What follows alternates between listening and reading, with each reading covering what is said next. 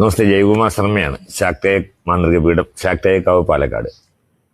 ഈ ചില ആളുകളുടെ വിചാരം എന്ന് പറഞ്ഞാൽ ഇസ്ലാമിക മാന്ത്രികങ്ങളെല്ലാം പൊട്ടിക്കാൻ ഭയങ്കര പാടാണെന്നാണ്.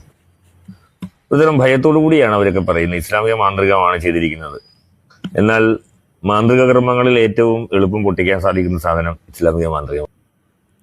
എൻ്റെ പൊന്നാര ജയകുമാർ സ്വാമി അവറുകളെ, നിങ്ങൾ പറയുന്ന മന്ത്രം എന്ന് പറഞ്ഞാൽ ഏതാണെന്ന് മനസ്സിലാകുന്നില്ല. ഇസ്ലാമിലെ മന്ത്രം, പക്ഷേ നിങ്ങൾ ഉദ്ദേശിക്കുന്നത് ഏതാണെന്ന് ഏകദേശം കേൾക്കുന്നവർക്ക് മനസ്സിലാവും. ആഭിചാരവൃത്യ, സിഹിർ എന്നൊക്കെ പറയും. എൻ്റെ പൊന്നാര സ്വാമി, ആദ്യം മനസ്സിലാക്കേണ്ടത് ഒരു യഥാർത്ഥ വിശ്വാസിയെ സംബന്ധിച്ചിടത്തോളം അത് ചെയ്യുന്നതല്ല, അത് ആലോചിക്കാൻ പോലും പാടില്ലെന്നാണ്. നിങ്ങൾ പറയുന്ന പ്രകാരമാണ് കുറേ വിഷയങ്ങൾ ഇദ്ദേഹം പറയുന്നത്. ജിന്നിനെ ആവാഹിക്കുന്നതും കാര്യങ്ങളൊക്കെ പറയുന്നത് അതിലൊന്നും കൂടുതൽ കാണിക്കായിട്ടാണ്. അപ്പോൾ ഏതായാലും സ്വാമിയാരൊന്ന് മനസ്സിലായിക്കോ.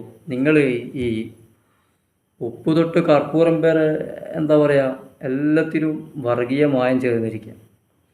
ഇതെങ്കും രക്ഷപ്പെടുമെന്ന് വിചാരിച്ചു നോക്കുമ്പോൾ ഇതിലേക്കും വന്ന് കയറി തുടങ്ങി. എന്തോന്നാ ഇതൊക്കെ? എൻ്റെ പൊന്നാര സ്വാമി, നിങ്ങളൊക്കെ ജീവിക്കാൻ വേണ്ടിയിട്ട് ഈ ആൾമാറാട്ടവും ഈ ആത്മീയ ചൂഷണവും ചെപ്പടി വിദ്യയൊക്കെ നിങ്ങൾ എന്താ പറയുക, അതിനൊക്കെ ആയിക്കൂട്ടുന്ന കുറേ ആൾക്കാരുണ്ട്. അല്ലെങ്കിൽ ഇതിൽ കുറേ അന്ധവിശ്വാസങ്ങൾ എല്ലാത്തിലും ഉണ്ട്. എല്ലാ മതങ്ങളിലും ഇതിന് ചൂഷണം ചെയ്യുന്ന ആൾക്കാരുണ്ട്. ഇസ്ലാമിന് മന്ത്രം എന്ന് പറയുന്നത് നമ്മുടെ എന്താ പറയുക, വിശ്വാസപരമായിട്ടും ഖുർആനുപരമായിട്ടും ഹദീസുപരമായിട്ടും പ്രവാചകൻ പഠിപ്പിച്ച ആയത്തുകൾ കൊണ്ടോ ഹദീസിൽ വന്ന ദുആകൾ കൊണ്ടോ നമ്മൾ മന്ത്രിക്കാറുണ്ട്. അതിന് ഫലം കാണാറുണ്ട്. അത് നശിപ്പിക്കാനല്ല. അതാണ് ഇസ്ലാമിൻ്റെ മന്ത്രം എന്ന് പറയുന്നത്. നിങ്ങൾ ഉദ്ദേശിക്കുന്ന സിഹിർ എന്ന് പറയുന്ന സാധനം, അഭിചാരപ്പണി എന്ന് പറയുന്ന സാധനം, അത് നമ്മുടെ മതമായിട്ടോ യാതൊരു ബന്ധവുമില്ല. അത് യഥാർത്ഥ വിശ്വാസം അത് ചെയ്യുകയും ചെയ്യില്ല. അതാണ് നിങ്ങൾ പൊട്ടിക്കണമെങ്കിൽ അതുമായിട്ട് ബന്ധം വേണ്ടേ? നിങ്ങൾ പൊട്ടിക്കും, അതാണ് ഇതാണ്, പേടിക്കേണ്ട ആവശ്യമില്ല. അല്ലെങ്കിൽ ആരെയും പേടിക്കേണ്ട.